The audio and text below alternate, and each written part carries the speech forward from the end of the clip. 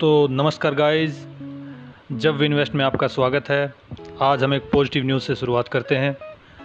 Due to कोविड-19 पिछले अप्रैल और मई के अंदर एफआईआईज़ और एफपीआईज़ ने पैसा निकाला था।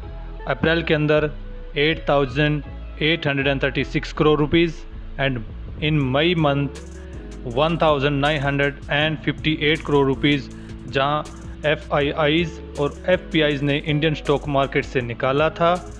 वहीं अब एफआईआईज़ की इंडियन स्टॉक मार्केट के अंदर वापसी हुई है। एनएसडीएल के डाटा के अनुसार FIIs have invested around 14,137 crore in Indian market. तो दोस्तों, ये एक बहुत पॉजिटिव न्यूज़ है इंडियन स्टॉक मार्केट के लिए और जो लोग इस टाइम अपनी पोजीशन बनाकर बैठे हुए हैं उनके लिए। यहाँ पर इस चार्ट के अंदर हम देखते हैं कि किस सेक्टर के अंदर जो जून 1 से लेकर जून 15 तक इनफ्लो हुआ है एफआईआईज़ का, वो है एनर्जी और डाइवर्सिफाइड फाइनेंशियल्स के अंदर। यहाँ पर आप देख सकते हैं एनर्जीज़ के अंदर $651 मिलियन का इनफ्लो हुआ है। वहीं अगर हम डाइवर्सिफाइड फाइनेंशियल्स की बात करें तो अराउंड $300 मिलियन का इनफ्लो हुआ है जून में अब तक। वहीं दोस्तों, अगर हम ट्रांसपोर्ट और सॉफ्टवेयर सर्विसेज की बात करें तो यहाँ पर आउटफ्लो हुआ है ट्रांसपोर्टेशन और सॉफ्टवेयर सर्विसेज के अंदर फॉरेन इंस्टीट्यूशनल इन्वेस्टर्स का। तो आप इस चीज़ को ध्यान में रखते हुए अपनी इन्वेस्टमेंट करिए कि किस सेक्टर के अंदर एफआईआईज़ का इन्वेस्टमेंट बढ़ रहा है और घट रहा है। ये चीज़ें भी हम देख। अब हम बात करते हैं अपने नेक्स्ट सेगमेंट की, जो कि मैंने आपको अपनी पिछली वीडियो में भी बताया था, जिसका लिंक मैंने ऊपर आई बटन में दे दिया है। आप वहां पर क्लिक करके देख सकते हैं कि मैंने एसबीआई कार्ड के बारे में आपको क्या बताया था अपनी पिछली वीडियो में। और आज इस स्टॉक के अंदर गिरावट देखने को मिली है। इस स्टॉक के अंदर लगभग 4.3% की गिरावट देखने को मिली है और इसने 933 का अपने 150 डेज़ की मूविंग एवरेज से भी बिलो चल रहा है इस टाइम पे, जो कि एक अच्छा मौका है इस स्टॉक के अंदर एंट्री लेने का। दोस्तों, मैं इस स्टॉक के बारे में फिर से क्यों आपको बता रहा हूँ, मैं इसका आपको रीज़न भी बता देता हूँ। क्योंकि ये एक फ्यूचरिस्टिक स्टॉक है। बिकॉज़ इंडिया के अंदर जो डिजिटल मोड ऑफ पेमेंट्स के यूज़र्स हैं, suppose credit card, debit cards, उनकी संख्या इस समय बहुत कम है, जो पिछले कुछ टाइम से धीरे धीरे बढ़ रही है। वहीं हम अगर चाइना और अमेरिका की बात करें तो वहाँ पर डिजिटल मोड ऑफ पेमेंट्स के यूज़र्स की संख्या ज़्यादा है, लाइक क्रेडिट कार्ड और डेबिट कार्ड यूज़ करने वाले लोगों की संख्या ज़्यादा है।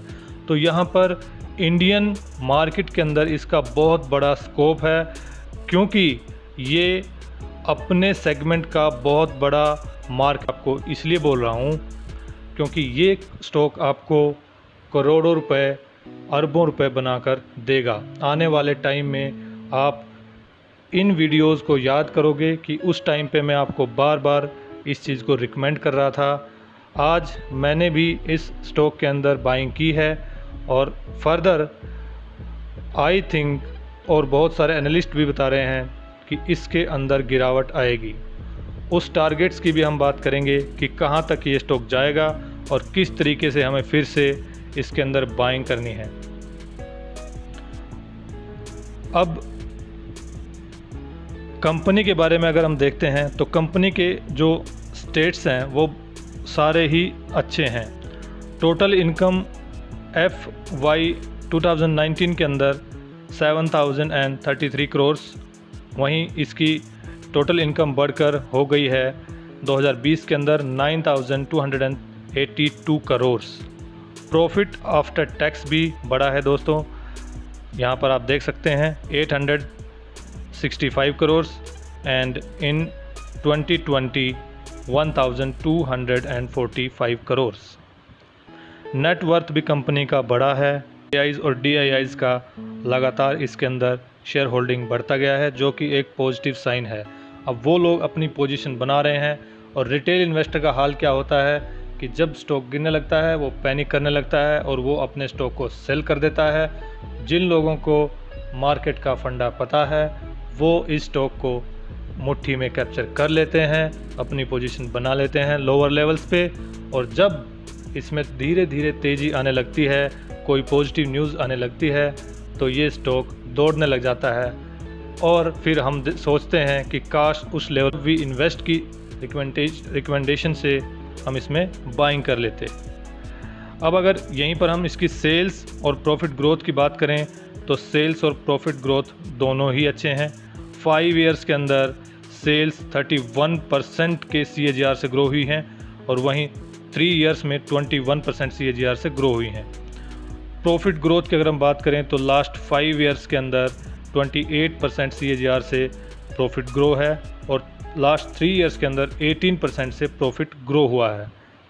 स्टॉक प्राइस 1 ईयर के अंदर 37% का प्रॉफिट रिटर्न दे चुका है। इसका रिटर्न ऑन इक्विटी भी अच्छा है, 5 इयर्स के अंदर 25% और 3 इयर्स के अंदर 23%। वहीं हम अगर एक और इसकी गुड न्यूज़ के बारे में बात करें तो ICAR ने इसको फिर से AAA स्टेबल रेटिंग असाइन की है। उन्होंने बताया है कि इसके पीछे उनके 2-3 जो फैक्टर्स हैं रेटिंग के पीछे, वो हैं कि SBI कार्ड्स का जो पेरेंटेज है वो है SBI बैंक, और SBI बैंक इंडिया का सबसे बड़ा पब्लिक सेक्टर बैंक है और SBI कार्ड्स के अंदर 69.39% का स्टेक है, जो कि इसको कहीं पे हिलने नहीं देगा। स्टेक SBI का हमेशा इसके अंदर बरकरार रहेगा क्योंकि ये इसकी पेरेंट कंपनी है। दूसरी चीज़, ये किसी भी छोटे मोटे शॉक को एब्जॉर्ब कर सकती है कंपनी, क्योंकि इनके पास बहुत स्ट्रॉन्ग प्रॉफिटेबिलिटी है, फंड्स की कोई कमी नहीं है। तो इन बेसिस पे ICAR ने इसकी जो रेटिंग है वो रीअसाइन की है। अब दोस्तों हम एक जो बड़ा धमाका हुआ है, आज बड़ी न्यूज़ हुई है, उसके बारे में बात कर लेते हैं। आज की जो सबसे हॉट और सबसे बड़ी और धमाकेदार न्यूज़ है वो है Infosys buy back his shares. Infosys ने अपने शेयर्स को बाय बैक करने की न्यूज़ आज पब्लिक में अनाउंस की है। वो अपने 9,200 करोड़ के शेयर्स को वापस खरीद रही है। अब आप में से बहुत सारे लोगों को पता नहीं होगा कि बाय बैक क्या होता है। तो सिंपल भाषा में बाय बैक का मतलब है कि कंपनी अपने ही शेयर्स को मार्केट से रीपरचेज कर लेती है जब उसके पास फंड्स अवेलेबल होते हैं। इसके पीछे 2-3 रीज़न बताए जाते हैं। जैसे कंपनी के पास ज़्यादा फंड्स, ज़्यादा उसके पास पैसा है लेकिन कोई प्रोजेक्ट नहीं है उसके पास पैसा लगाने के लिए, तो कंपनी अपने शेयर्स को ख़रीद लेती है मार्केट से।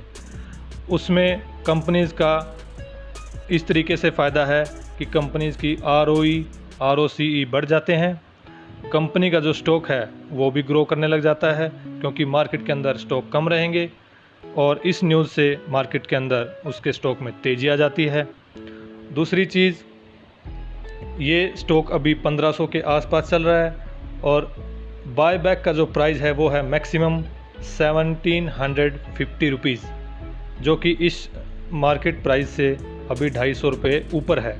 तो ये एक बहुत अच्छी चीज़ है। 6 महीने के अंदर अगर आप इस शेयर को बेचना चाहते हैं तो यहाँ पर ये लोग वोटिंग जारी करेंगे, उसमें आप हिस्सा ले सकते हैं। लेकिन लोग इसमें सेलिंग क्यों नहीं करते हैं? क्योंकि उनको पता है कि आने वाले टाइम में स्टॉक अच्छा रिटर्न देगा। और दोस्तों, आप इन्फोसिस की अगर हिस्ट्री देखेंगे तो इन्फोसिस जैसे IT जाइंट ने लोगों को करोड़पति नहीं अरबपति बनाया है हिस्ट्री के अंदर। तो ये कोई बेचने वाले स्टॉक नहीं होते हैं, ये फ्यूचरिस्टिक स्टॉक हैं। आने वाले टाइम में ये तेज़ी से और बढ़ेंगे क्योंकि आने वाला टाइम डिजिटल एज है और AI का एज है, आर्टिफिशियल इंटेलिजेंट का टाइम है, तो ये चीज़ें और ग्रो करेंगी। अब एक इन्फोसिस के बारे में मेन चीज़ ये है कि इन्फोसिस इंडिया का जो इनकम टैक्स पोर्टल है उसको मेंटेन करता है।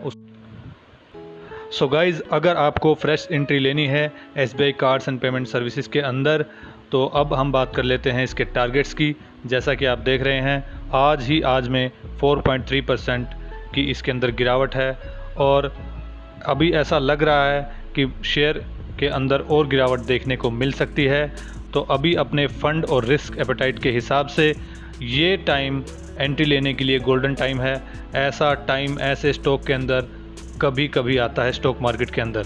तो अगर अभी इस टाइम पे हम एंट्री ले लेते हैं तो ये हमें हमारे प्रॉफिट को कई गुना बढ़ा देगा आने वाले 10-15 साल के अंदर।